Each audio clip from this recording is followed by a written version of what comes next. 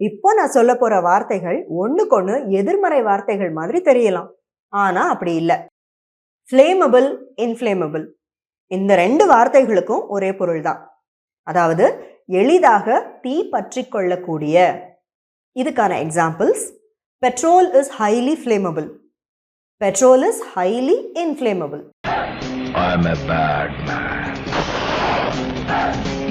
அடுத்து appropriate, misappropriate இந்த ரெண்டு வினைச்சொற்களுக்கும் ஒரே பொருள் தான். அதாவது பணம் திருடுறது. இதுக்கான examples: he has appropriated 25 lakhs, he has misappropriated 25 lakhs. He has misappropriated 25 lakhs of my money, you know. Ay savas நல்ல ஒருன்ற யோ என்கிட்ட இருந்து 25 லட்சம் ரூபாய் திருடிட்டாயா. You catch my point? 25 லட்சமா? அடுத்தது valuable, invaluable இந்த ரெண்டு வார்த்தைகளுக்கும் ஒரே பொருள் தான்.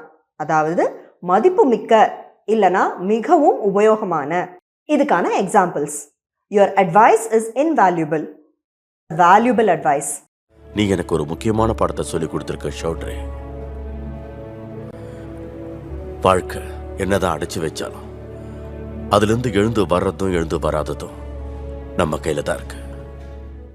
void of something, devoid of something இந்த ரெண்டு எக்ஸ்பிரஷன்ஸ்க்கும் ஒரே பொருள் தான். அதாவது ஒன்று இல்லாத அல்லது முற்றிலும் இல்லாத. இதுக்கான examples: the food was devoid of taste, the food was void of taste. அடுத்தது estimable, inestimable இந்த ரெண்டு எக்ஸ்பிரஷன்ஸ்க்கும் ஆல்மோஸ்ட் ஒரே பொருள் தாங்க.